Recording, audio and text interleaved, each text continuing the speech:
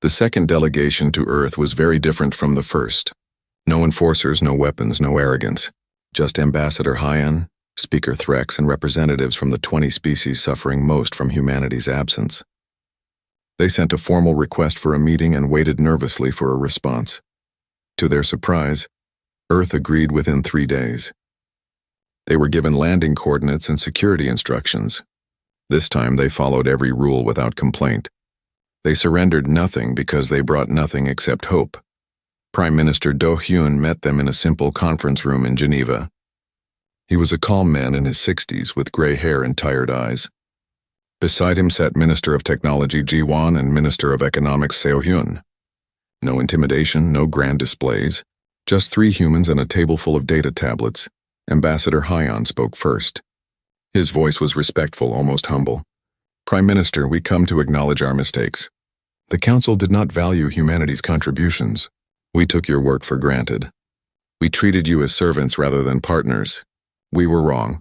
Do Hyun nodded but said nothing. He gestured to Minister Ji-won. Ji-won activated a holographic display. Numbers and charts filled the air above the table. I want to show you something. This is data on human losses during our time with the Council. 15,000 humans died in rescue operations. 8,000 died fighting pirates. 23,000 died from diseases while providing medical aid on colony worlds. The display showed names and faces, young people, old people, volunteers who believed in helping others. Each one barely mentioned in Council records. Each one forgotten. Every one of these people had families, Ji-won continued. They had dreams. They gave their lives believing they were building something meaningful, that their sacrifice mattered. The Council never even said thank you. The delegation sat in silence. Speaker Threx looked like she might cry. She had never seen these numbers before. No one had bothered to count human losses. Minister Seo Hyun spoke next. Her voice was cold and professional. Let's talk about economics. Over 200 years, humanity spent 40% of our total economic output supporting Council operations. 40%. Do you understand what that means? We could have educated every human child to the highest level. We could have cured every disease. We could have built paradise on 100 worlds. Instead, we spent those resources helping you. She pulled up more data. In return, the Council compensated us for less than 2% of costs. You claimed it was fair market value for our services, but you never asked what those services cost us. Seo Hyun leaned forward. We could have been wealthy. We could have been advanced. Instead, we were tired and poor because we chose to help. And you treated us like garbage. Ambassador Hyan's hands were shaking. We did not know. We should have known, but we did not look. We did not care to look. Prime Minister, we are here to make this right. The Council is prepared to offer humanity everything. A seat on the Executive Council. Full voting rights on all matters. Complete control over all auxiliary operations. Generous compensation. Retroactive payments for past services. Formal apologies from every member species. Whatever you need, whatever you want, please come back. Do Hyun listened quietly. When Hyan finished, Do Hyun folded his hands on the table. No. The word hung in the air like a death sentence. No. Threx repeated. But millions are suffering. Entire colonies are at risk. Surely humanity will not stand by while innocent people die. Minister Ji-won answered, her voice sharp. We stood by you for 200 years. We saved your people. We fixed your problems. We died for your colonies. And you treated us like servants. Forgive us if we are not eager to resume that relationship. Hyan looked desperate. What do you want? Name your terms, anything. Do Hyun raised a hand. Let me be clear. Humanity is not rejoining the Galactic Council. That organization is a symbol of everything that went wrong. Hierarchy, arrogance, species ranked by imagined superiority. We will not return to that, he paused, letting the words sink in. Then he continued. However, we are not without compassion. We understand that people are suffering. Many of them are innocent. They did not make the decisions that led to this situation. He activated his own data tablet. A document appeared in the holographic display. We are creating something new.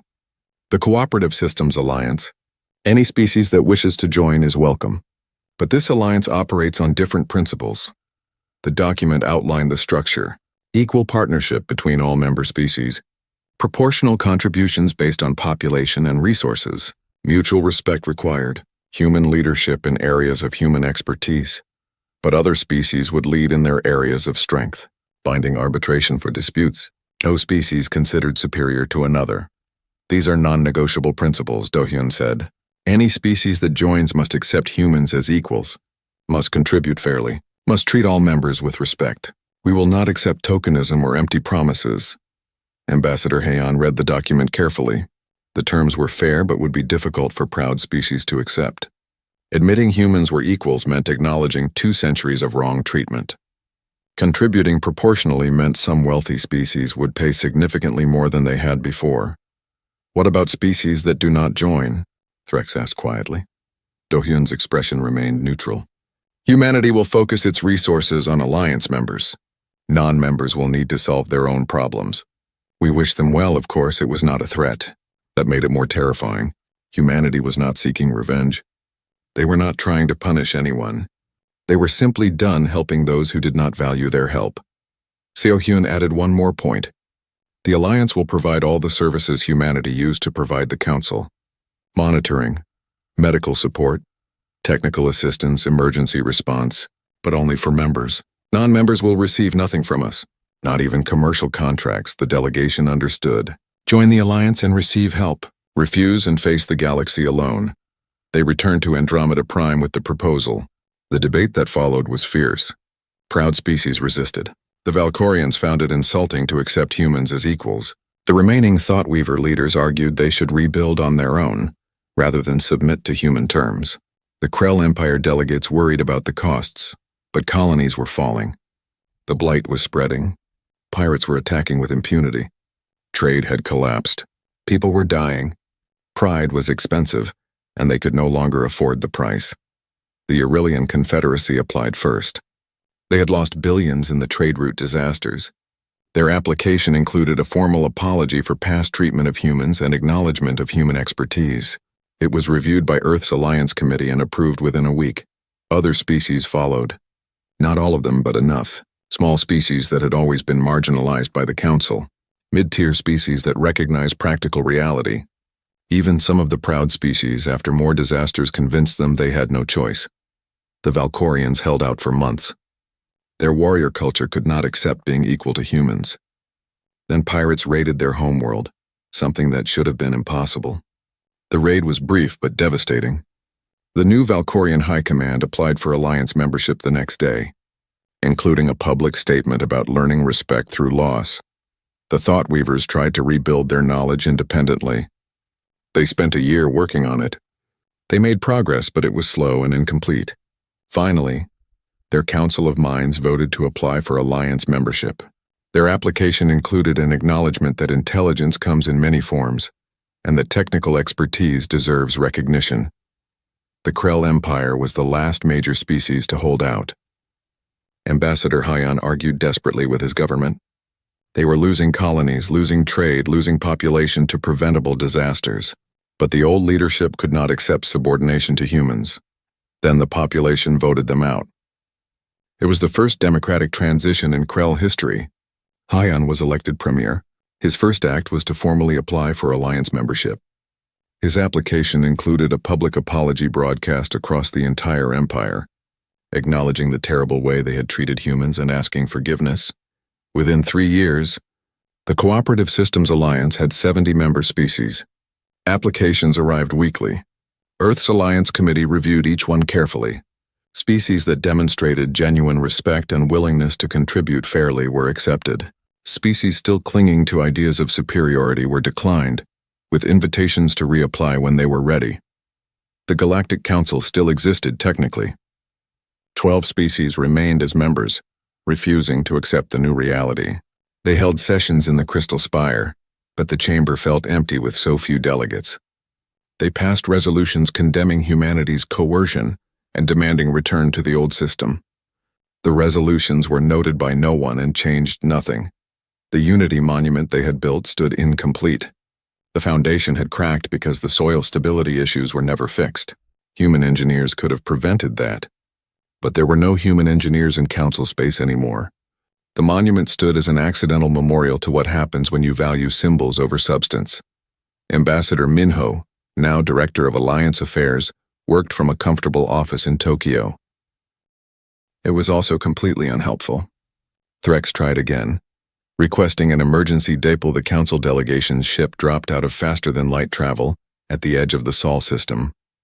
Ambassador Quill stood on the bridge looking at the system maps. He expected to see a minor species home system, lightly defended and vulnerable. What he saw instead made him reconsider everything he thought he knew about humanity. 50 warships hung in formation near Jupiter. They were not the small patrol vessels humans had operated during their council service. These were heavy warships bristling with weapon systems that council sensors barely recognized. Advanced shields glowed around each hull. The ships moved in perfect coordination, clearly well-trained and ready for combat. Around Mars, massive defense platforms orbited in rings. Their weapon arrays tracked the council ship from the moment it entered the system.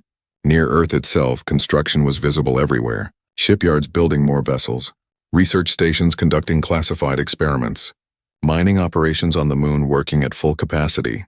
The communication system activated. A calm female voice spoke. "Council vessel, this is Admiral Somin of Earth's home fleet. You are entering sovereign human space. State your purpose and submit to security protocols or you will be turned away." Quill was not used to being addressed this way. "This is Ambassador Quill of the Galactic Council. We are here on official council business. We demand immediate access to Earth's government." There was a pause. Then Admiral Somin responded, her tone unchanged. "Ambassador, humanity is no longer affiliated with the Galactic Council. You have no official standing here. However, we will grant your delegation permission to land if you follow our security requirements. Surrender all weapons. Submit to scanning. Accept escort to the diplomatic facility. These terms are not negotiable." The 3 council enforcers objected immediately. They were elite warriors. They did not surrender weapons. They did not submit to scanning by inferior species. Quill silenced them. They had come this far. They would accept the humiliation temporarily. Once they had delivered their demands, things would return to normal. The council ship landed at Geneva Spaceport. Human security teams met them, professional and courteous, but clearly ready for trouble. The enforcers had to surrender their weapons. Everyone passed through scanning systems that mapped their biology and checked for concealed technology. It was thorough and invasive, making clear that humans now controlled the situation completely. They were taken to a simple conference building. No grand architecture, no crystal spires, just a functional government facility. Quill found it insulting. They were led to a meeting room with a basic table and chairs. They waited for an hour before anyone came. The human who entered was not the Prime Minister. She introduced herself as Diplomatic Liaison Borum, a mid-level bureaucrat. Quill's anger flared. They had sent a delegation led by the Council's most senior members, and Earth sent a clerk? Borum sat down and smiled politely. "Welcome to Earth. How can we help you today?" Quill slammed his hand on the table.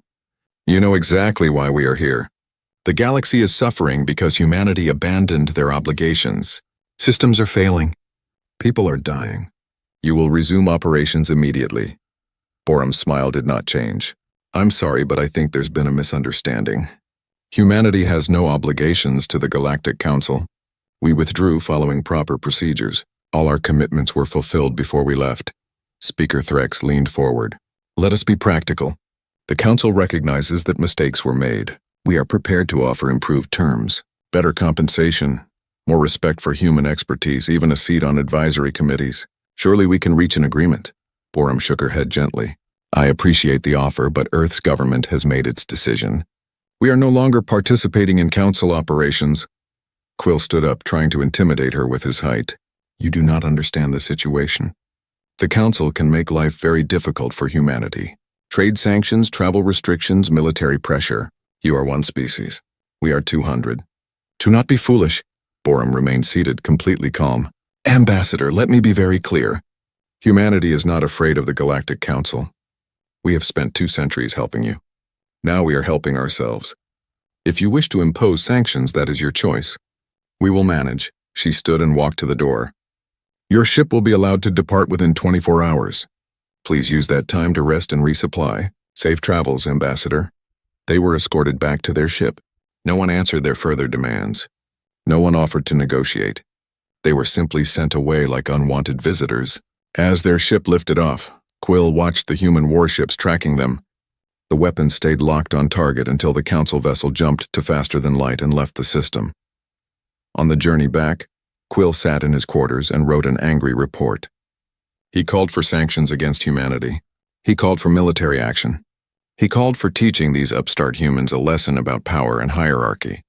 8 months after humanity's withdrawal, the situation across the galaxy had moved beyond inconvenient into catastrophic. The Aurelian Confederacy lost 3 major trade ships in the Necros Expanse. The ships had miscalculated safe passage through gravitational anomalies. Human navigators used to update the routes constantly as conditions changed. Now the routes were outdated and deadly. The Confederacy tried to hire human navigators as private contractors. They offered triple the standard rate. Earth's Commerce Authority responded with a brief message. All human deep space specialists are currently assigned to internal projects. No personnel are available for external contracts. Pirates grew bold. The Marauder clans had always existed on the galaxy's edges, but human rapid response fleets had kept them contained. Now that pressure was gone. Pirates raided 12 Council worlds in 1 month. They attacked merchant convoys, stole cargo, and disappeared into dark space. The Valkorian warrior fleets pursued them with fury. But military might alone was not enough. Pirates did not fight honorable battles. They ambushed vulnerable targets and fled before reinforcements could arrive. Hunting them required patience, intelligence networks, and surveillance systems. The kind of work Valkorians had always considered beneath them when humans did it. The warrior commanders requested human intelligence support. Colonel Taehyun, Earth's defense liaison, responded personally. Humanity is no longer affiliated with the Galactic Council's military operations. We wish you success in your endeavors. The message was polite and final. 1 year after withdrawal, something worse arrived. Scientists on the Thoughtweaver homeworld detected it first. A silicon-based organism, microscopic but rapidly multiplying. It fed on electronic components, spreading through data networks like a virus through living tissue. They called it the Blight. The Blight consumed the Thoughtweaver digital libraries in 18 hours. 3,000 years of accumulated knowledge gone. Scientists worked desperately to contain it, but the Blight spread faster than they could react. By the time they established quarantine protocols, irreplaceable data had been destroyed. The Blight spread to other worlds through data connections. Colony after colony reported the same horror. Systems failing, libraries vanishing, infrastructure collapsing as the organism consumed every circuit it touched. Dr. Jiho watched the reports from his office on Earth. He remembered encountering the Blight 7 years earlier on an uninhabited world. His team had studied it for months, developed countermeasures, and created protocols to prevent it from spreading through networks. Those protocols had been implemented across all human-assisted systems. The protocols had been included in the technical documentation humans provided during withdrawal. Every species had received complete instructions. Apparently, none of them had bothered to implement them. The warnings about the Blight had seemed like unnecessary human paranoia. Now the Blight was destroying civilizations. The Thoughtweaver sent an urgent request to Dr. Jiho. They needed his expertise desperately. They offered any price, any terms. Just please help. Dr. Jiho read the request in his office. He thought about the years his team had spent developing those countermeasures. He thought about how the Council had dismissed his warnings. He thought about the colleagues he had lost to diseases while serving on alien worlds, deaths barely acknowledged. He wrote a brief response. My research teams are focused on human priorities. I'm afraid we don't have resources available for external projects. However, I wish you success in addressing this challenge. The message was professional. It was also devastating. The Thoughtweavers had no one else to turn to. Speaker Threx called an emergency council session. Half the delegates could not attend because travel had become too dangerous. Communications were failing because of the Blight. The chamber that used to hold 200 species now had barely 50 representatives present. Threx looked exhausted. She had aged visibly in the past year. We must face reality. The Council needs humanity. Pride has cost us enough. I propose Resolution 5290, official acknowledgement that humanity's return is necessary, and authorization to negotiate from a position of mutual respect. Ambassador Quill was not present. He had been removed from his position after the Tarnox disaster. His replacement, Ambassador Hyan, stood to support the resolution. Captain Borax of the Valkorian warrior fleet had commanded trade escorts for 20 years. His record was perfect, not a single ship lost under his protection. He took pride in his ability to sense danger, to read sensor displays, to keep merchants safe through the most dangerous routes in the galaxy. The Keswick corridor was one of those dangerous routes. Asteroid fields drifted through it, pushed by gravitational currents from nearby stars. But the corridor cut travel time by 3 days, so merchants used it constantly. Borax had guided hundreds of convoys through the Keswick. He knew every trick, every safe path. Today's convoy was routine, 15 merchant ships carrying grain, manufactured goods, and medical supplies. The ships moved in formation behind Borax's warship. His sensors showed clear space ahead. He gave the order to increase speed. The debris field appeared without warning. Tumbling asteroids and ship fragments moving fast. Borax's first thought was that his sensors had malfunctioned. They had never missed something this big before. His second thought was that there was no time to avoid collision. 3 merchant ships hit the debris before they could react. The impacts tore through their hulls. Oxygen vented into space. Emergency systems failed. Borax watched in horror as 200 crew members died in seconds. The remaining ships scattered, avoiding more debris. It took an hour to regroup and assess damage. Borax sat in his command chair staring at sensor logs. The debris field had been there all along. His sensors had simply failed to detect it. That should have been impossible. Later, during the investigation, a Valkorian technical officer found the answer. The sensors had been working perfectly.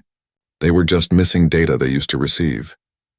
The warning buoys that monitored the Keswick corridor were no longer transmitting. Those buoys had been maintained by humans. Now they sat silent in the dark, transferred to council control but never actually monitored by anyone. The investigation report was filed. No one was blamed. It was just an unfortunate accident. The families of the dead received compensation. Captain Borax requested a transfer to a different route. He could not shake the feeling that someone should have warned him. Someone used to warn him. He had just never noticed. On Praxis 4, a Thoughtweaver colony world, the data network failed at 3:17 in the morning. One moment everything was working. The next moment every screen went blank. Every computer lost connection. Every system that relied on the network went offline.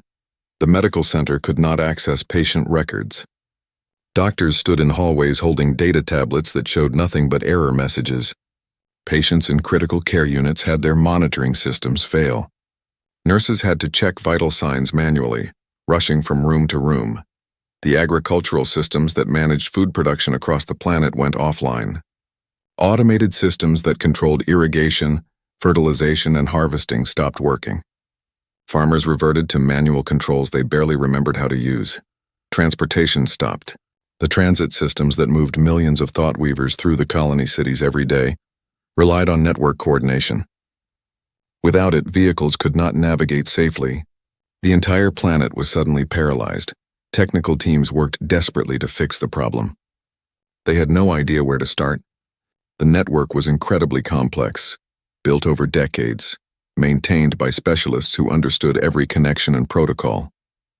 Those specialists had been human. They had left detailed manuals when they departed, but the manuals were thousands of pages long and written in technical language the Thoughtweavers had never bothered to learn. It took 6 days to restore basic network functions. It took another month to stabilize the system. During that time, the colony lost productivity worth billions of credits. 300 patients in the medical center died because doctors could not access treatment protocols quickly enough. A Thoughtweaver administrator named Calix was assigned to investigate. His report was thorough and damning. The network had been maintained by human engineers for 70 years. During that time, local Thoughtweavers had never learned how it worked. They had simply assumed it would always work. When the humans left, they had provided complete documentation. No one had read it. No one had thought they needed to. Calix's report concluded with a recommendation: hire human technicians to restore proper maintenance. The Colony Council voted down the recommendation. Thoughtweavers were supposed to be the most intelligent species in the galaxy. They would not admit they needed humans. On the Krell mining world of Tarnox, people started getting sick. At first, it seemed like a normal flu virus. Workers stayed home for a few days, then recovered. But the virus was spreading fast, mutating as it moved through the population. Within 2 weeks, hospitals were overwhelmed. The local medical director, Administrator Kelvin, was not worried at first. The Krell had excellent doctors. They would contain this easily. But the virus kept spreading. The containment protocols they tried were not working. Infected workers were supposed to be isolated, but the disease appeared in areas that should have been clean. Kelvin reviewed the medical records and found something strange. There had been containment protocols in place, sophisticated systems for tracking disease spread and preventing outbreaks. Those protocols had been designed by Dr. Jiho's human medical team. The team had left copies of all their work when they departed. The files were stored in the medical center's archives. Kelvin accessed the files. There were hundreds of documents, instructions for containment, guides for genetic analysis of viruses, procedures for vaccine development, protocols for emergency response. Everything needed to handle this outbreak had been written down and provided to them, but the documents were dense and technical. They referenced systems and procedures the Krell doctors did not understand. The humans had tried to train local staff, but the Krell administrators had resented taking instruction from a lesser species. They had attended the minimum required training sessions and ignored everything they were taught. Now 2 million Krell were infected. The hospitals had no space. The quarantine zones were inadequate. The virus was approaching neighboring cities. Kelvin called an emergency meeting with the Planetary Council. He told them the truth. They needed human medical expertise immediately. The council debated for 3 hours. Asking humans for help meant admitting they could not handle the situation. It meant acknowledging that humans had been right about the importance of those protocols. It meant swallowing their pride. Some council members wanted to keep trying on their own. Others insisted they had no choice. Finally, they voted to send a formal request to Earth. The request was carefully worded to avoid sounding desperate. They simply asked if human medical consultants might be available to assist with a disease outbreak, as a purely commercial transaction with appropriate compensation. Earth's Medical Services Authority responded within 24 hours. Their response was polite and brief. All human medical specialists are currently assigned to internal projects. No personnel are available for external contracts at this time. We wish you success in addressing your medical situation. Kelvin read the response 3 times. It said nothing hostile. It made no threats. It simply said no. Earth was not refusing out of spite. Earth just had other priorities now. Priorities that did not include helping people who had never appreciated their help. The outbreak continued for 4 more months before Krell doctors finally contained it. By then 2 million were sick and 60,000 were dead. The economic damage was catastrophic. Mining operations had stopped. Trade had been disrupted. The planet's entire medical system needed rebuilding. Ambassador Quill read the reports from Tarnox while sitting in his luxurious apartment on Andromeda Prime. He also read reports about the Keswick corridor disaster and the Praxis 4 network failure. Similar problems were being reported across the galaxy. Systems failing, disasters occurring, operations collapsing. He called for an emergency council session. When the delegates assembled, Quill stood at the central podium and accused humanity of sabotage. They must have damaged systems before leaving. They must have planted viruses or set timers on equipment failures. This was an attack on the Galactic Council. Speaker Threx ordered an investigation. Technical teams from every major species examined the systems humans had transferred. They found nothing. No sabotage, no viruses, no hidden damage. Everything had been transferred properly with complete documentation. The terrible truth was simple. Humans had not sabotaged anything. They had just stopped fixing everything. The galaxy ran on 1,000 invisible services that humans had provided. Monitoring, maintenance, emergency response, medical support, technical expertise. The galaxy had gotten so used to these services that they forgot someone had to actually do the work. Now the work was not being done. And the galaxy was discovering what happens when you take infrastructure for granted. Threx tried to contact Ambassador Minho, her. Communication was routed to Earth's diplomatic corps. An automated system responded with a polite message. Humanity has withdrawn from the Galactic Council. We no longer maintain representatives for council affairs.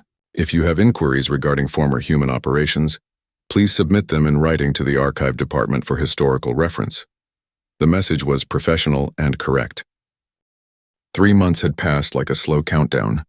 Ambassador Minho watched from his desk as the council chamber filled with delegates. Today they would vote on Resolution 4831, the restructuring of auxiliary services. The resolution had been drafted by Ambassador Quill himself, proud of his efficiency improvements. Minho had read the resolution carefully. It reassigned all human personnel under direct council oversight. Every decision humans made would need approval from 3 separate committees. Human ship captains would report to Valkorian commanders. Human doctors would need permission from Krell administrators before treating patients. Human engineers would submit daily reports to Thoughtweaver supervisors. The vote was not close. 170 species voted in favor. Only 12 voted against. The rest abstained. Ambassador Quill stood to give a victory speech about proper hierarchy and efficient resource allocation. Most delegates were not listening. They were checking their schedules for the evening reception, celebrating the new monument's construction progress. When Quill finally finished speaking, Minho pressed his button to request recognition. This time, Speaker Threx acknowledged him immediately, perhaps feeling generous after such an easy victory. "The human delegation wishes to make a statement," Minho said. He stood holding a single data tablet. His voice was steady and professional, showing no emotion. "Humanity acknowledges Resolution 4831. In response, we are invoking Article 47 of the Council Charter." That got attention. Article 47 was rarely used. It allowed any species to voluntarily withdraw from Council operations while maintaining peaceful relations. Several delegates looked confused. Others looked amused, thinking this was some kind of protest stunt. Effective immediately, all human personnel will return to Earth and its colonies. All human ships will return to Sol system. All infrastructure built and maintained by humans will be deactivated and transferred to Council control. We will provide all necessary access codes and technical documentation.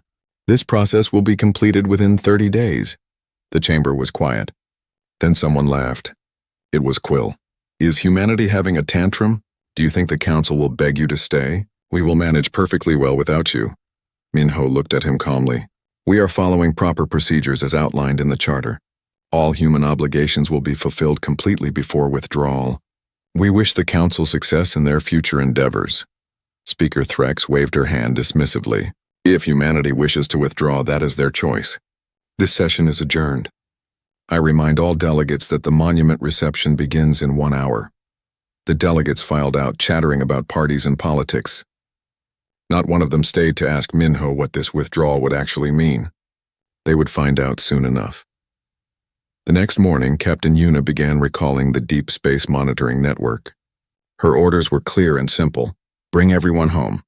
4,000 monitoring stations across the galaxy started shutting down. Human crews packed their equipment, filed formal transfer documents with local authorities, and departed. The warning buoys that detected asteroid fields went silent. The sensor networks that tracked pirate movements went dark.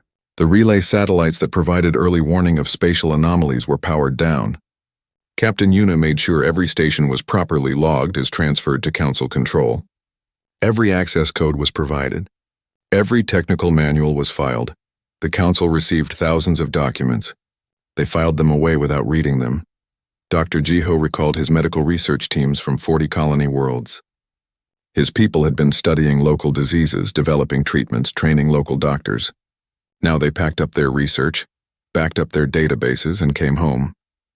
Dr. Jiho made sure to leave copies of all medical protocols with local governments. Instructions for containing outbreaks, treating radiation exposure, managing colony health systems. The local government stored the documents in archives. They had never read human medical protocols before. They saw no reason to start now.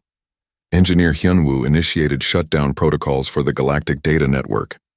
This was the most complex part of the withdrawal.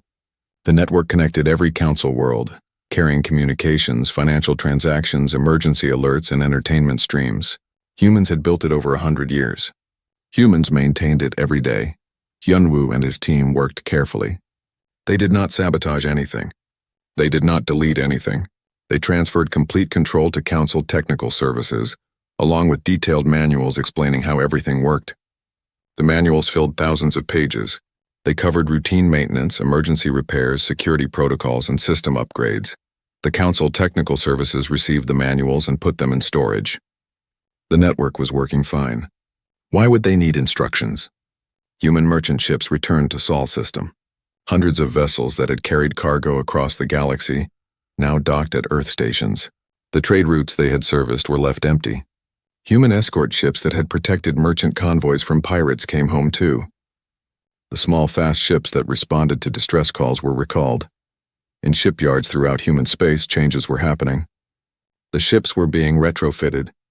Weapon systems that had been hidden were now installed openly. Shield generators that humans had kept secret were activated. The resources that had been spent helping aliens were redirected to human worlds. Ambassador Minho worked through the final days methodically. He filed closure reports for every human operation. He certified that all transfers were complete. He notified every council committee that had oversight of human activities. Everything was done by the book, following every procedure perfectly. On his last day, Minho walked through the empty human delegation office. The walls were bare. The computers were wiped clean. All the reports, all the records of lives saved and disasters prevented, had been backed up and sent to Earth. The Council could request copies if they wanted. Minho doubted they would. He carried one small box of personal items to his ship. At the landing pad, he looked back at the crystal spire one last time. The monument construction was progressing. The grand crystal tower was rising where the Human Emergency Center had stood. It would be beautiful when finished. Useless but beautiful. No one came to see him off. No delegate thanked him for 200 years of human service. No one asked him to reconsider. They were all at another reception, celebrating something or other. Minho's ship lifted off. As it climbed toward orbit, he could see the construction site below. Workers were placing the monument's foundation. None of them were human. The foundation looked slightly uneven, but perhaps it was just the angle. Human engineers would have noticed. Human engineers would have fixed it.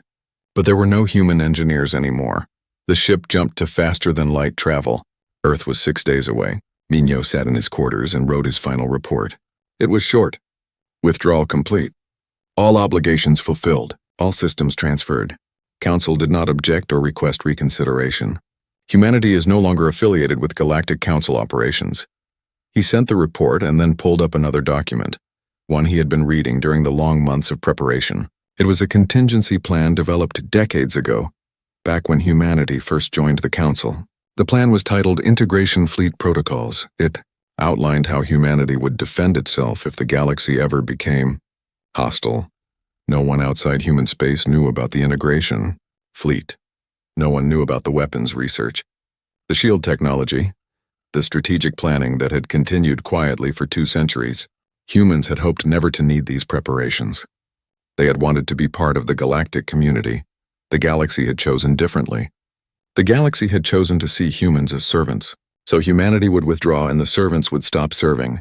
What happened next was up to the galaxy. Minho closed the document and looked at the stars streaming past his window. Somewhere out there, the Galactic Council was celebrating their monument. Soon they would discover what they had actually built, a tombstone for an age of unity they had taken for granted. The ship jumped again, pushing deeper into human space. Behind them, the galaxy continued on, unaware that the foundations holding it together had just walked away. The crystal spire reached into the purple sky of Andromeda Prime, its walls shimmering with light from 1,000 stars. Inside the Grand Council chamber, representatives from 200 alien species sat in curved rows that spiraled toward the center stage. The Valkorians, tall and covered in golden scales, occupied the front rows. Behind them sat the Thought Weavers, beings of pure energy contained in crystal shells. The ancient Krell Empire delegates wore flowing robes that displayed their rank and achievements. In the back corner, almost hidden by a support pillar, Ambassador Minho sat at the human delegation desk. The desk was small, meant for species the Galactic Council considered minor contributors. Minho listened to the debate about new trade routes between the Valkorian territories and the Krell mining worlds.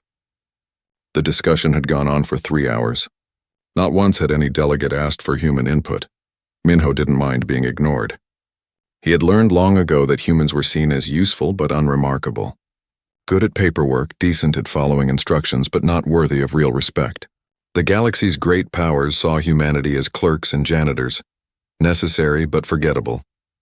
His communication device buzzed quietly. Minho glanced at the screen. Another report from Captain Yuna, commander of the Human Deep Space Monitoring Network. Pirates had tried to raid a Thoughtweaver cargo ship near the Deneb system. Human patrol vessels had intercepted them. 3 pirate ships destroyed. 0 casualties among the merchants. The Thoughtweavers would receive their cargo on time and probably never know how. Close they came to disaster. Minho marked the report as filed and checked the next message. Dr. Jiho reported that his medical team had contained a viral outbreak on a Krell colony world. 40,000 Krell lives saved. The local government had complained about human quarantine procedures being too strict. They never thanked Jiho for stopping a pandemic. Another message came from engineer Hyunwoo. The data network connecting the Western Spiral Arm had suffered a major failure. Hyunwoo's team had worked for 36 hours straight to restore it. 2 billion beings across 50 worlds had their communications back. None of them knew the network had failed. None of them knew humans had fixed it. At the center stage, Council Speaker Threx called for a vote on Resolution 4427. The resolution would redirect funding from auxiliary services to build a grand monument celebrating galactic unity. The monument would stand at the heart of Andromeda Prime, a crystal tower visible from orbit. It would cost more than the entire annual budget for emergency services. Minho pressed his button to request permission to speak. The light on his desk blinked yellow, indicating his request had been logged. He waited. 10 minutes passed. 20. The vote proceeded without acknowledging him. Delegates from powerful species praised the monument idea. They spoke about legacy and greatness and the glory of galactic civilization. Finally, Speaker Threx noticed the blinking yellow light. She looked annoyed. The human delegate wishes to speak. Very well.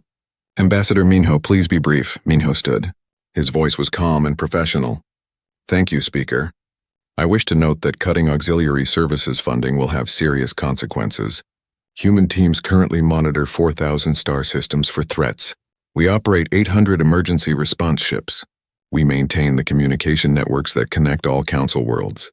Without proper funding, these services will— Your concern is noted, Ambassador, Threx interrupted. However, the Council has determined that proper resource allocation requires prioritizing projects of galactic significance. Auxiliary services will continue under revised budgets and direct Council oversight. Your teams can adjust. Ambassador Quill of the Krell Empire stood without waiting for recognition. His voice boomed across the chamber. If I may add, Speaker, perhaps this is an opportunity for humanity to remember their place. They were brought into this council to serve, not to question the wisdom of their betters. The monument will inspire generations. Monitoring empty space lacks such vision. Several delegates made sounds of agreement. Minho remained standing, waiting to be recognized again. Threx ignored him. She called for the vote. The resolution passed with only 5 votes against it. The human vote was one of the 5. It changed nothing. The session ended. Delegates filed out in order of species rank. The Valkorians left first, followed by the Thoughtweavers and Krell. Dozens of other species followed. Minho waited until nearly everyone had gone. He gathered his data tablets and walked slowly through the empty chamber. Outside, the sky was darkening. Andromeda Prime's 3 moons were rising. Minho stood on the balcony and looked at the spot where the monument would be built. Currently, that location held the Human Emergency Coordination Center, a practical building with no decoration. Tomorrow, demolition would begin. His communicator buzzed again. This time it was a priority message from Captain Yuna. Ambassador, we've received multiple reports. Asteroid collision predicted in the Helios sector, 12 hours from now. 3 colony worlds at risk. My ships can intercept, but we need authorization for emergency burn. It will exceed our fuel budget for the quarter. Minho checked the data. The asteroids would hit Krell, Valkorian, and Thoughtweaver colonies. Millions of lives at risk. He authorized the emergency response immediately. Captain Yuna's ships would save those worlds. The Council would never know how close they came to disaster. And if they did know, they would probably criticize the fuel expenditure. He sent another message, this one encrypted with the highest security protocols. It went to Earth, to the office of the Prime Minister. The message was short: consultation protocol enacted. Request immediate policy review. Current situation unsustainable. The response came within an hour. Minho read it twice to be certain he understood. Then he looked up at the stars, at the vast galaxy humans had served for 2 centuries. A galaxy that saw them as servants, not partners. A galaxy that was about to learn a very hard lesson. He sent acknowledgement of the orders back to Earth. Then he began composing the formal notifications that would need to be filed with the Council. There were proper procedures for what was about to happen. Humanity would follow every rule perfectly. No one would be able to claim humans had violated any agreement. Minho worked through the night drafting documents. By morning, everything was prepared.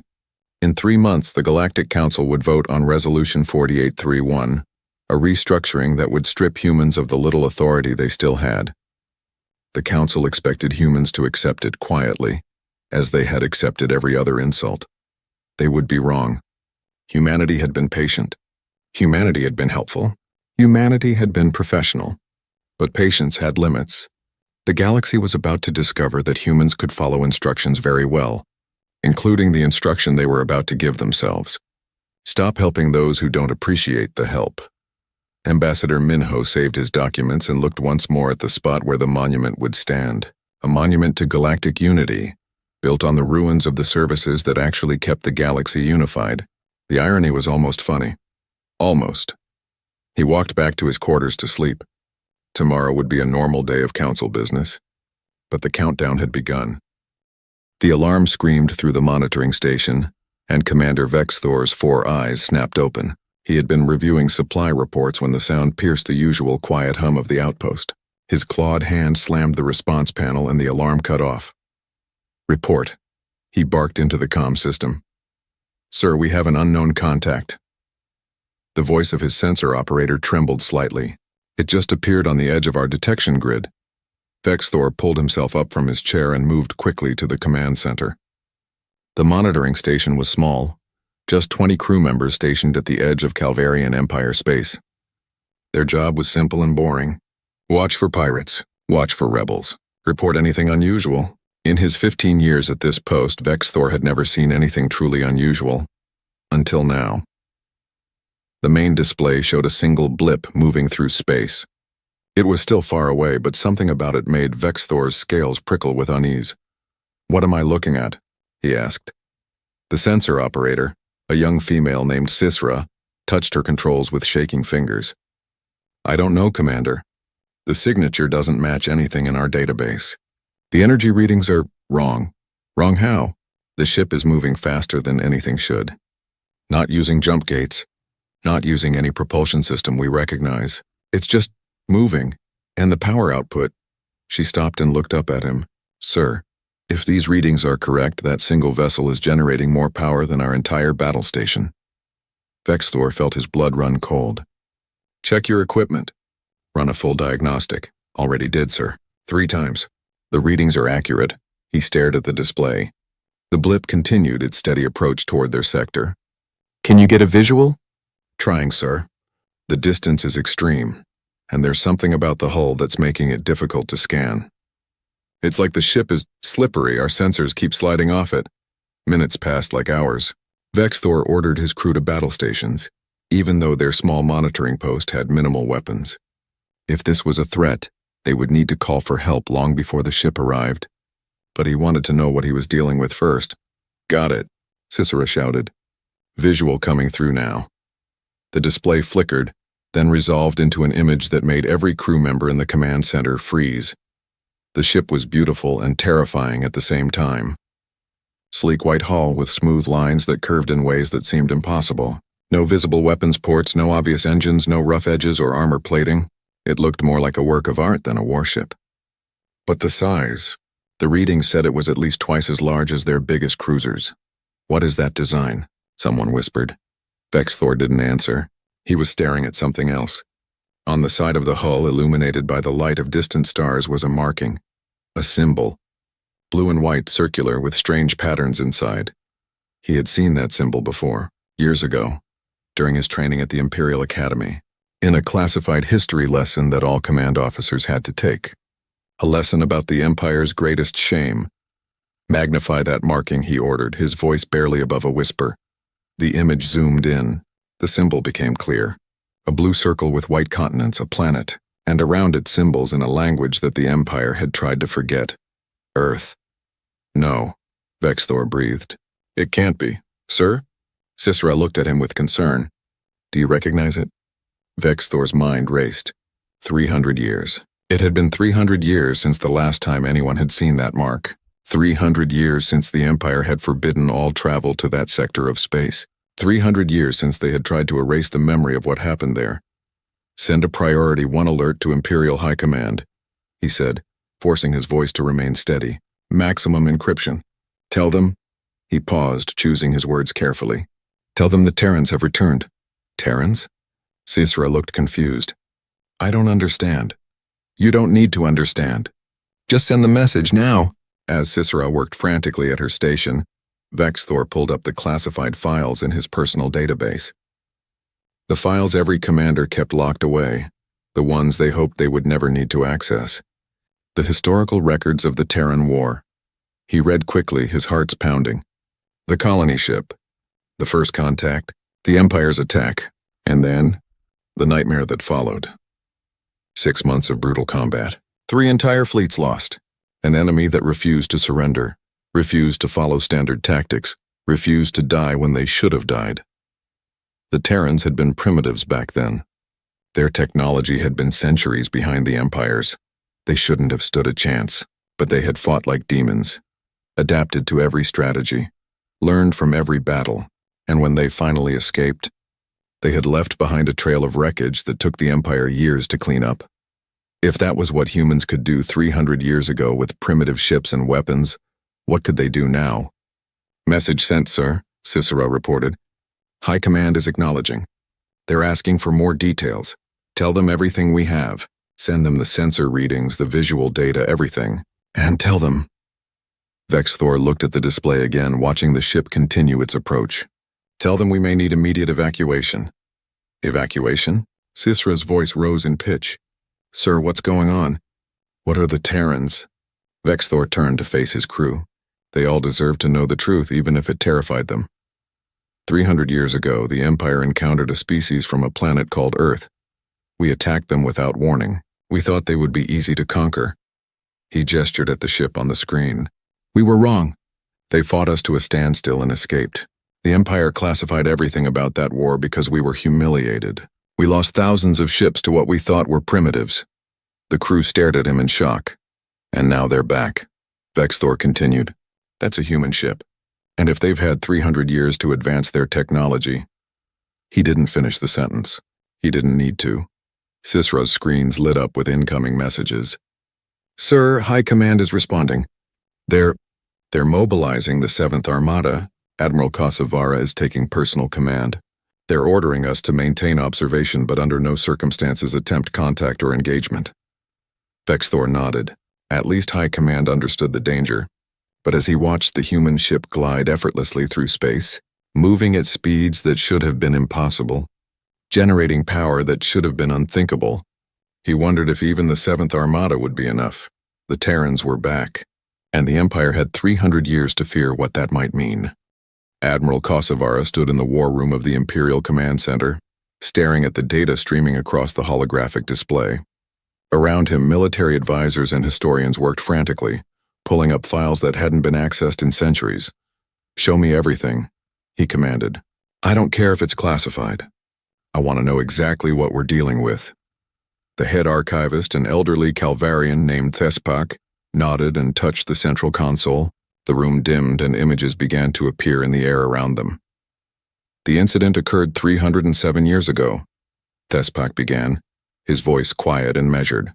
A human colony ship called New Horizon entered our space in the outer rim sectors. At that time, Earth had only just begun exploring beyond their own solar system. The ship was primitive by our standards. Fusion engines, basic weapons, simple hull construction. Kasavara watched as the images showed the old colony ship.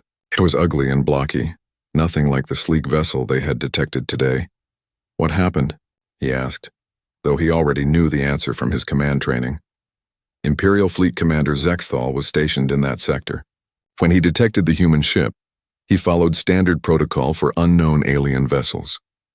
Thespak paused. He attacked without warning. The hologram showed the battle. 3 Calvarian cruisers against 1 colony ship. It should have been over in minutes. The humans tried to communicate first, Thespak continued. They broadcast messages in multiple formats. But Zexthal believed they were primitives who had stumbled into our space. He thought capturing their ship would be easy. He wanted to bring them back as prizes to study. But he failed, Kosovara said. Yes, the colony ship fought back. Their weapons were weak, but they used them cleverly. They targeted specific systems instead of trying to destroy our ships outright. They used debris fields for cover. They adapted their tactics every few minutes. Commander Zexthal reported that it was like fighting an enemy that could read his mind. The hologram showed the battle dragging on. Hours turned to days.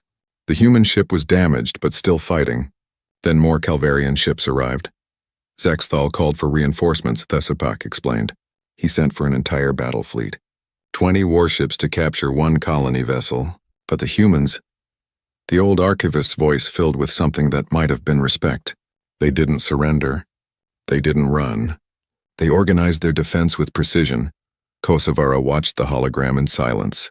The human ship was surrounded, outnumbered, outgunned. Any rational species would have given up. Instead, the humans fought harder. There was a soldier on that ship, Thespak said. A human named Jinwu.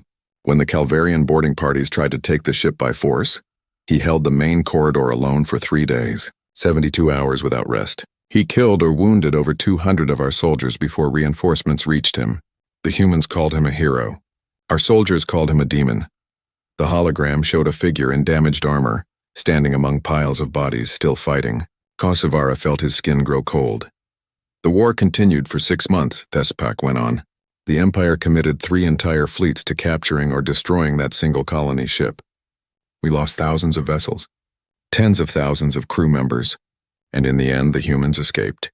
They damaged our jump gate network in that sector and disappeared into deep space. How? Kosovara demanded. How did primitives accomplish this?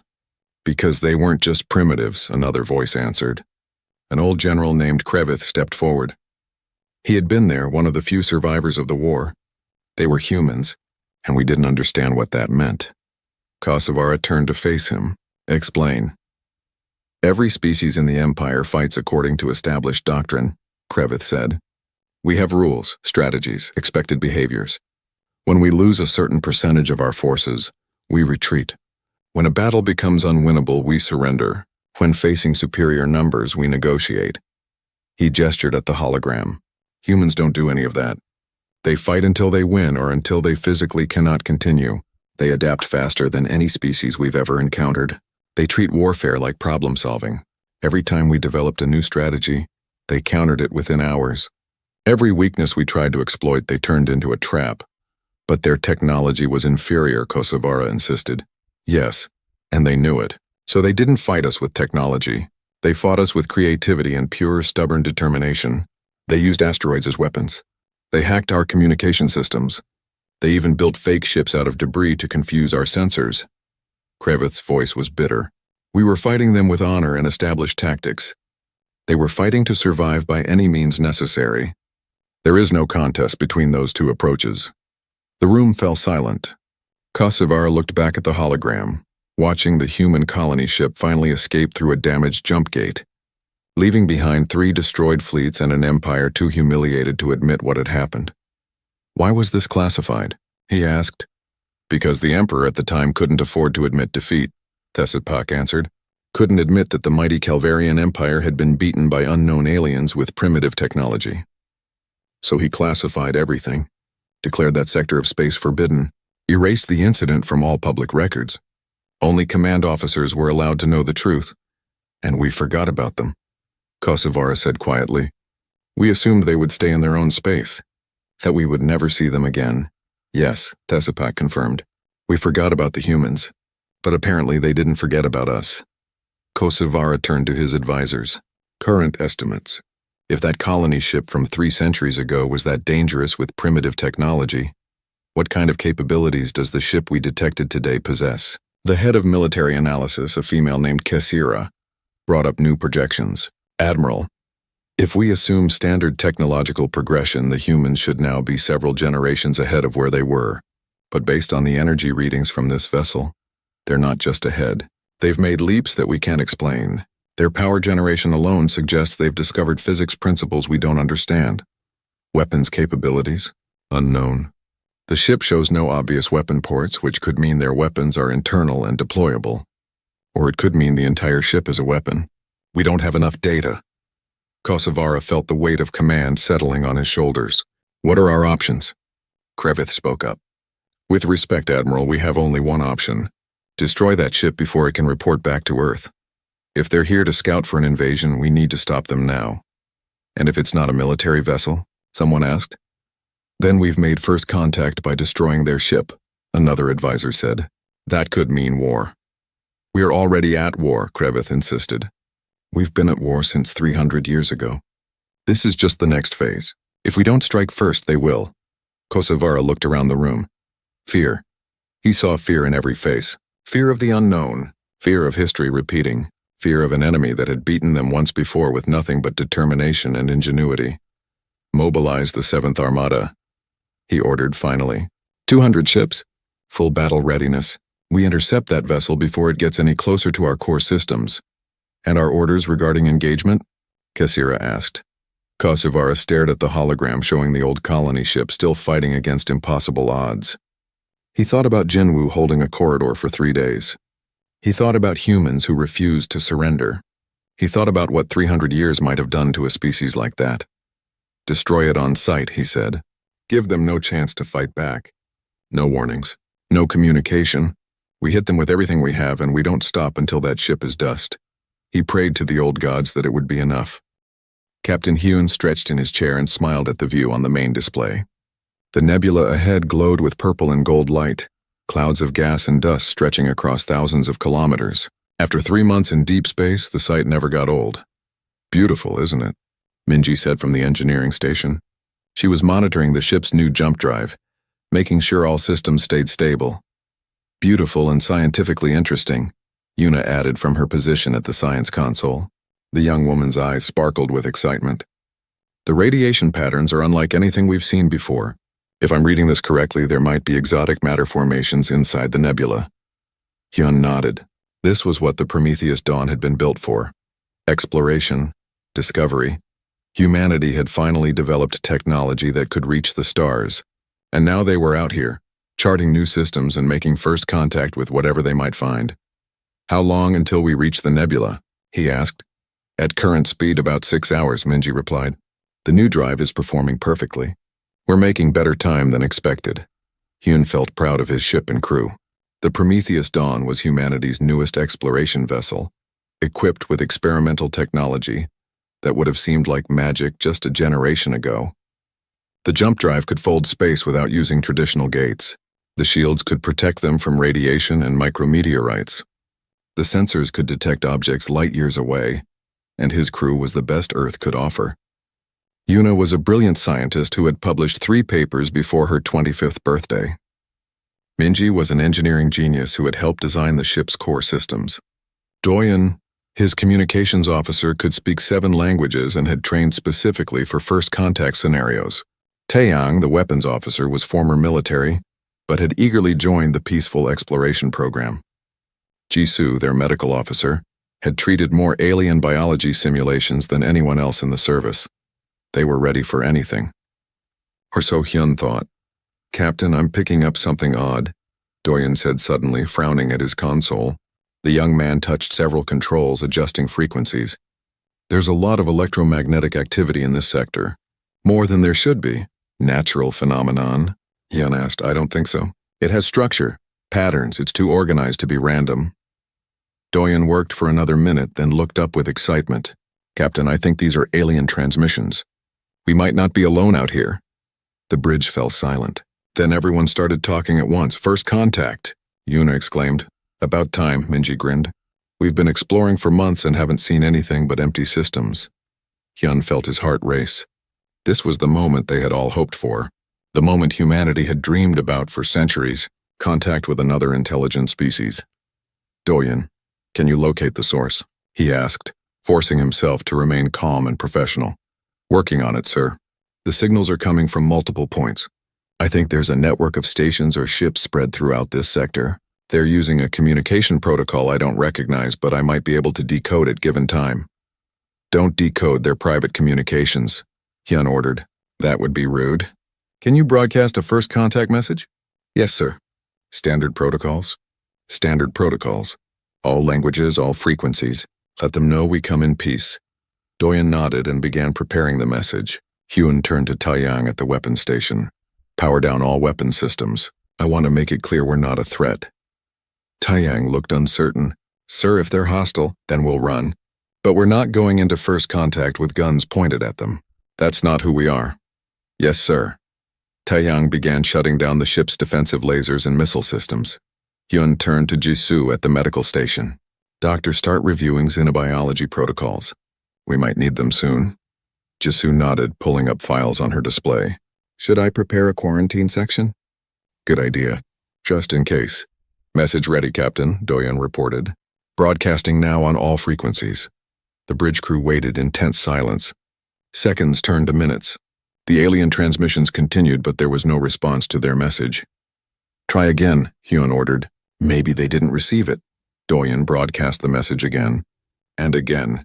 And still no response. This is strange, Yuna said, studying her sensor data. I'm detecting a lot of energy signatures out there, a lot. Whatever these aliens have, they've got a big presence in this sector. How big? Hyun asked. At least 20 distinct energy sources. Maybe more. They're hard to scan clearly. And Captain, Yuna's voice became worried. They're all moving. Converging on a single point. What point? Yuna looked up at him, her face pale. Us, they're all moving toward us. Hyun felt ice form in his stomach. Doyen, are you sure the message was clear? Did we say we come in peace? Yes, sir. Absolutely clear. I sent it in every format we have. Mathematical patterns, pictograms, even basic audio. There's no way they could misunderstand. Then why are they converging on us? Nobody had an answer. Minji, how fast can we jump out of here if we need to? Hyun asked. The engineer checked her systems. The drive needs 15 minutes to charge for a jump. We used it an hour ago to get here. 15 minutes. Hyun looked at the sensor display showing all those energy signatures moving toward them. How long did they have? Captain, I'm picking up more signals, Doyen said. These ones are in a different format, older. Wait. He worked frantically at his console. Sir, I managed to decode a fragment. It's a language code from 300 years ago. Early interstellar era. But why would they be using, what does it say? Hyun demanded. Doyen's face went white. It says, Terrans, they keep saying Terrans, and mobilize, attack, destroy. He looked up at Hyun. Captain, I think they're planning to attack us. That doesn't make sense, Yuna protested. We just got here. We haven't done anything. Why would they attack? Sungho, get up here, Hyun called into the ship's intercom. I need your AI skills now. The AI specialist arrived on the bridge within seconds, out of breath from running. Sungho was young and brilliant, one of the best programmers Earth had ever produced. Captain? Help Doyen crack those alien communications. I need to know what's happening out there and why they think we're a threat. Sungho slid into a console next to Doyen, and both men began working. Their fingers flew over the controls, running programs and analyzing data streams. Got something, Sungho said after 5 minutes. It's military communication. Very structured. They're coordinating a fleet movement. Admiral, battle formation, weapons charging. They are going to attack, Doyen said in disbelief. They're mobilizing their military against us, but why? Minji asked. We haven't done anything. Captain, there's something else, Sungho said, his voice shaking. I found references to historical files in their system. Something about a war. 300 years ago? Between the Calvarian Empire and... He stopped. And who? Hyun pressed. And Earth. Captain, I think we were here before. I think humans fought these people 3 centuries ago. The bridge fell into stunned silence. That's impossible, Hyun said. We don't have any records of that. Our early colony missions all returned safely. There was never a war. Maybe one didn't return, Yuna suggested quietly. Maybe one of those old colony ships ran into these people and had to fight them. Hyun's mind raced. If that was true, if humans had fought the Calvarian Empire 300 years ago, then these people weren't looking at the Prometheus Dawn as a peaceful explorer. They were seeing it as a weapon, as a threat. "How many ships are coming?" he asked. Una checked her sensors. "At least 50, no wait." More signatures appearing. 100. 200. She looked up at him with fear in her eyes. "Captain, they're sending an entire armada." "Just for us," Hyun made a decision. Doyen broadcast on every frequency.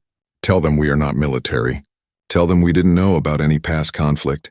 Tell them we just want to talk. Broadcasting now, sir." But even as the message went out, Hyun watched the sensor display. 200 ships, an entire armada, coming to destroy his small exploration vessel and his crew of scientists, and they had 15 minutes before they could jump away. He looked around at his crew. Young faces, bright minds, people who had signed up to explore the universe, not fight wars. "Taeyang," he said quietly, "bring weapon systems back online." Admiral Kosovara stood on the bridge of the Imperial flagship, Destruction's Edge, and watched his armada assemble. 200 warships, the pride of the Calvarian 7th Fleet, arranged in perfect attack formation. The largest military mobilization in decades, all focused on a single target. The human ship hung in space ahead of them, seemingly unaware of the doom approaching. Or perhaps they knew and simply didn't care. Kosovara wasn't sure which possibility frightened him more. "Status report," he commanded. "All ships in position," his tactical officer replied. "Weapons charged and locked on target. Shields at maximum." The human vessel is still broadcasting their peace messages. Kosovara listened to the transmission playing through his console. Strange sounds, mathematical patterns, images showing aliens that looked oddly fragile. 2 legs, 2 arms, no scales or natural armor. They seemed harmless. Weak even, but Kosovara had read the historical files. He knew better. "Do not be fooled by their appearance," he said to his bridge crew. 300 years ago, our ancestors made that mistake. These creatures are dangerous beyond measure. "Sir, they've powered down their weapons," another officer reported. "Their defensive systems are at minimum power." "A trick," Kosovara said immediately. "They want us to think they're peaceful. To lower our guard. Then they'll strike when we're vulnerable."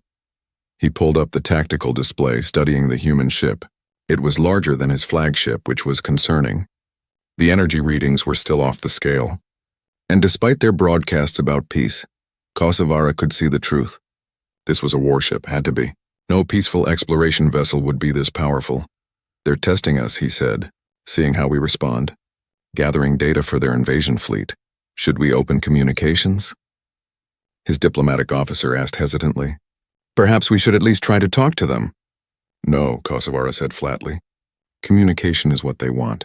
Time to study us, analyze our weaknesses, relay information back to Earth. We will not give them that opportunity." He activated the fleet-wide channel. "All ships, this is Admiral Kosovara. In exactly 5 minutes, we will commence firing. Concentrated bombardment on the target vessel. Do not stop until it is completely destroyed. No survivors. No wreckage large enough to contain working technology. We will erase this ship from existence." Acknowledgements flooded in from 200 captains. Kosovara watched the countdown timer begin. 5 minutes until they saved the Empire. On the Prometheus Dawn, Captain Hyun stared at the impossible numbers on his display. 200 ships, he said quietly. "They're really sending 200 ships to attack us." "Maybe it's not an attack," Jisoo suggested hopefully. "Maybe it's just a show of force? A way to intimidate us into leaving." "They're charging weapons," Taeyang reported grimly. "Every single ship. All weapons. All pointed at us. Captain, that much firepower." He didn't finish the sentence. Hyun understood. That much firepower could destroy a planet. And it was all aimed at his single ship. 12 minutes until jump drive is ready, Minji said, her voice tight with stress. "Can we last 12 minutes? "We'd better," Hyun replied. "Because there's nowhere to hide out here." Sungho was still working with Doyun, frantically trying to crack more of the alien communications. "I've got more historical data," he reported. "Captain, the war 300 years ago was bad. Really bad. The Empire sent 3 entire fleets after 1 human colony ship. Lost all 3 fleets. The humans escaped, but the Empire never forgot. So they see us as invaders," Hyun said, finally understanding.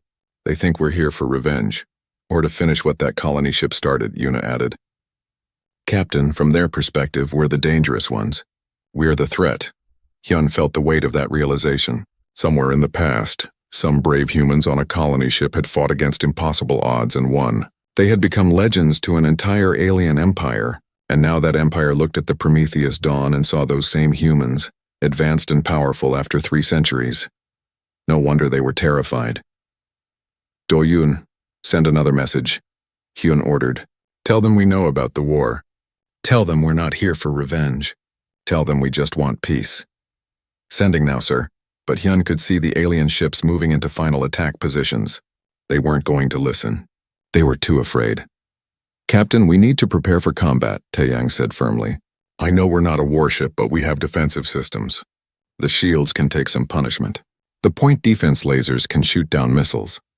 If we're going to survive 12 minutes, we need to use everything we have.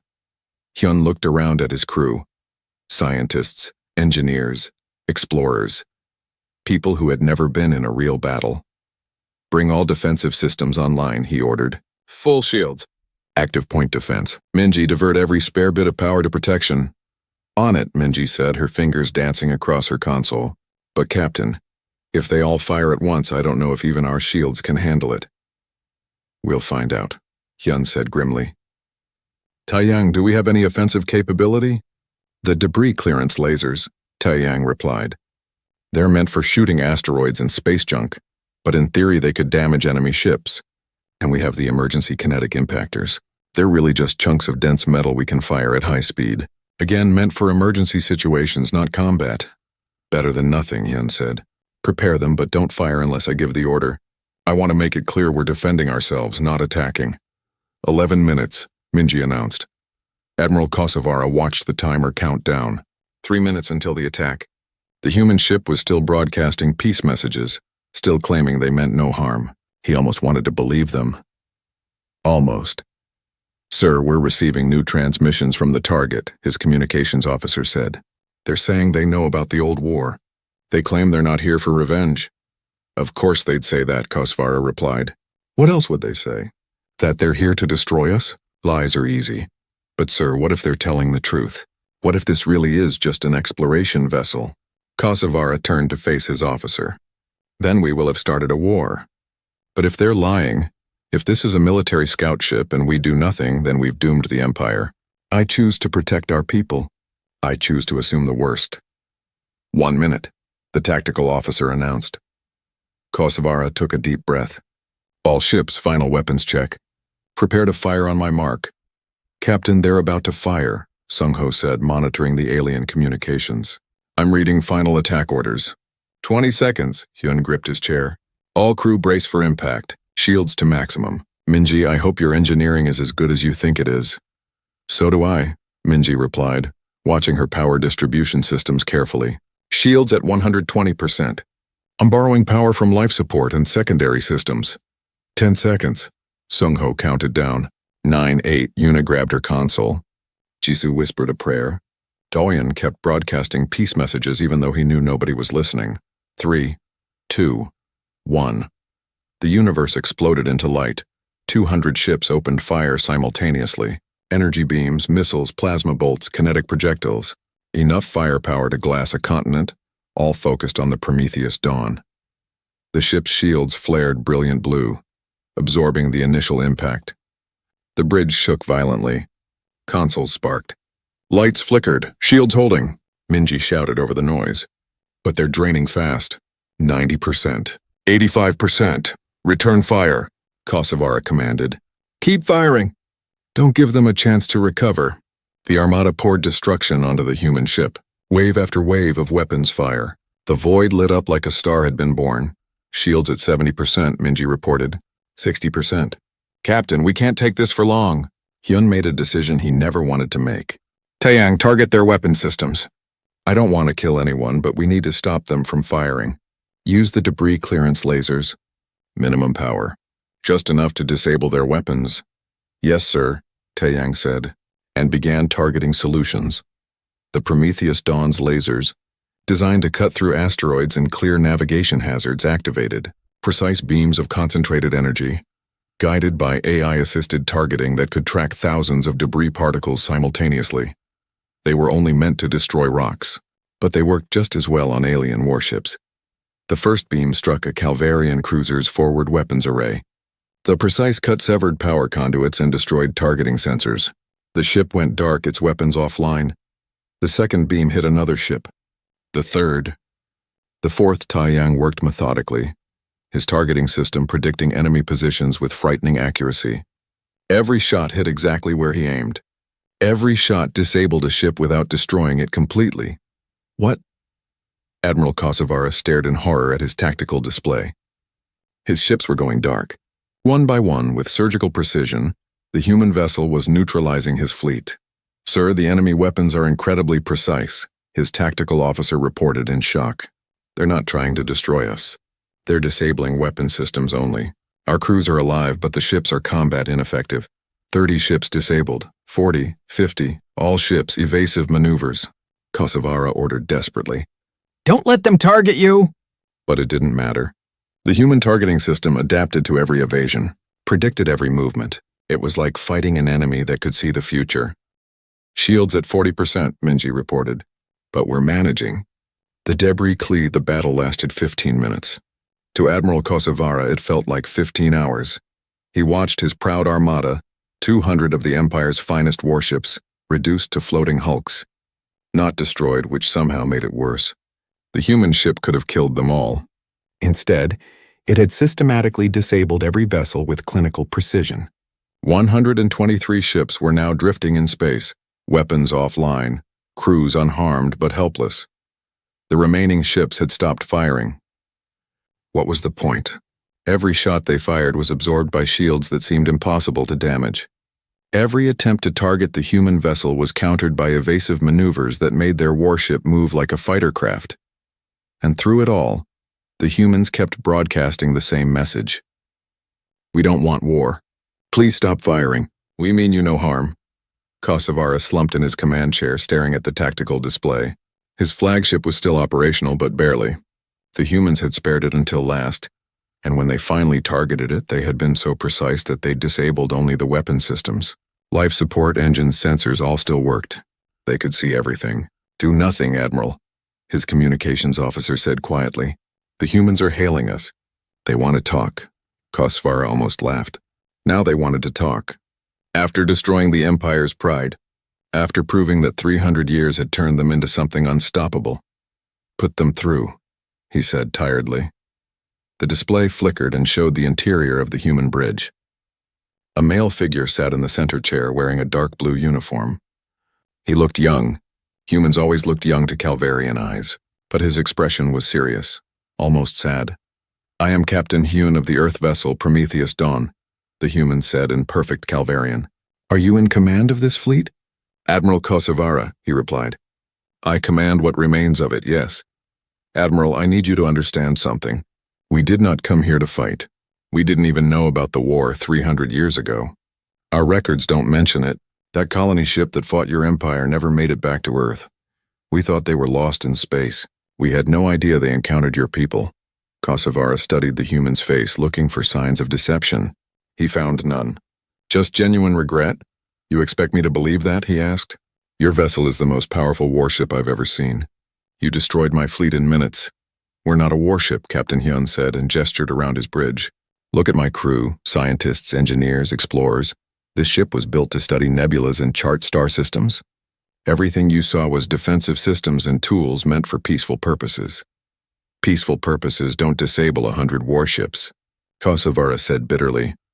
"The shields are meant to protect us from radiation and cosmic debris," Hyun explained.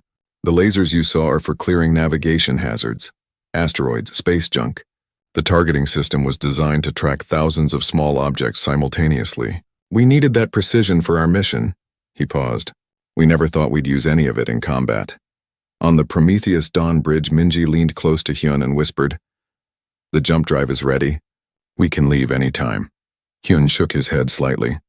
"If they ran now, the Empire would see it as a retreat before a larger attack. They'd spend the next decades preparing for an invasion that would never come. Better to stay and try to explain." "Admiral, can I show you something?" Hyun asked. Without waiting for an answer, he nodded to Doyun, who brought up images on the shared display. Pictures appeared. Humans on Earth living in cities that gleamed with technology.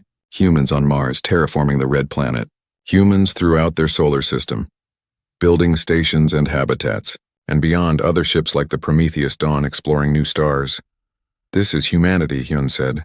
We spent 3 centuries expanding, learning, growing. We developed new technology because we wanted to reach the stars. We built ships like this one because we wanted to explore the universe. We created powerful systems because space is dangerous and we needed to protect our people.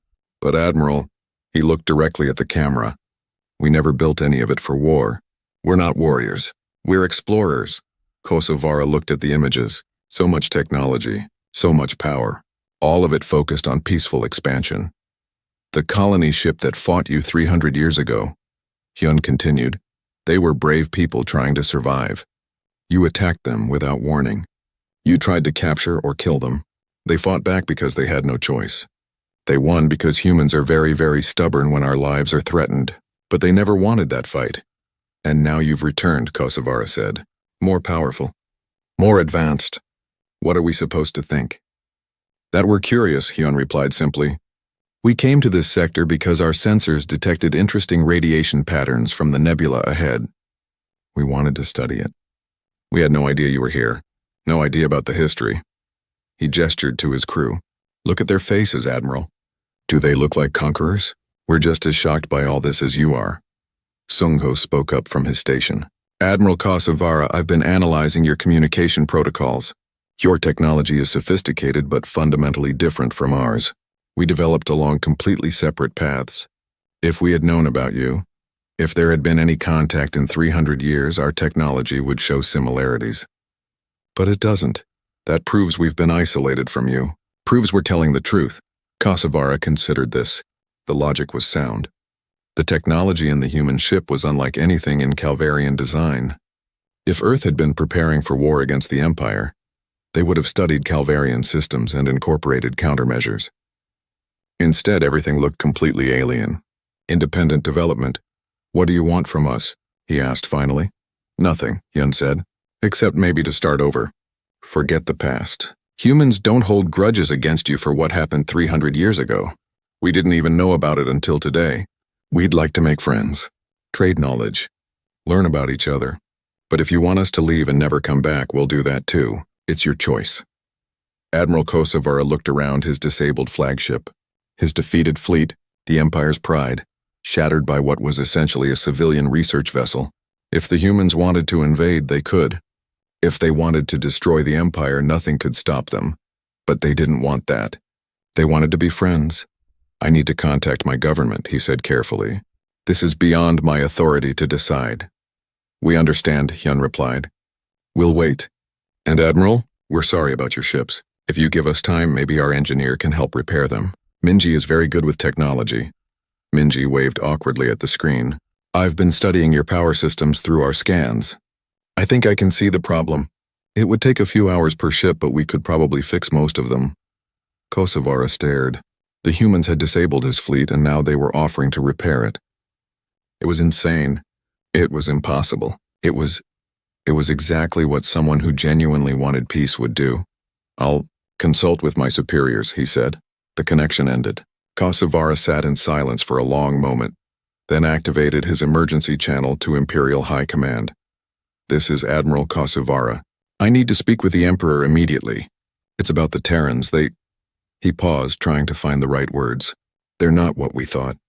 We need to negotiate. We need to make peace, and we need to do it before they realize just how powerful they've become.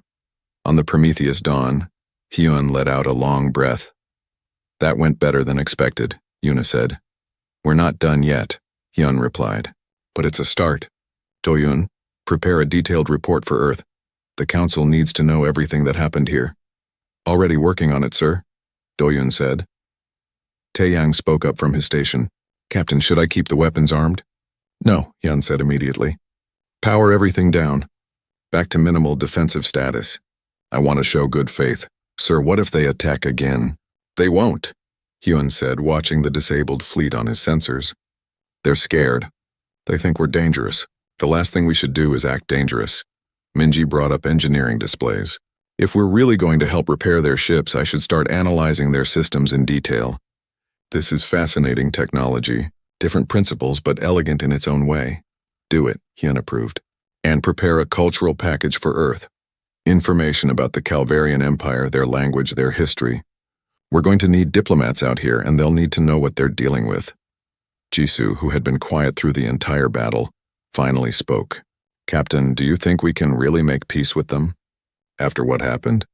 Hyun looked at his crew. Young faces, bright minds, people who had just survived their first combat without losing their idealism. I think we have to try, he said.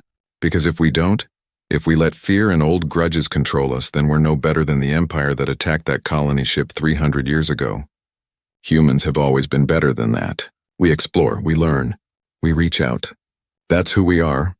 He stood and walked to the viewport looking out at the stars. Somewhere out there was Earth, unaware that they'd just made first contact with an alien empire, unaware that their exploration vessel had won a battle against 200 warships, unaware that humanity had become one of the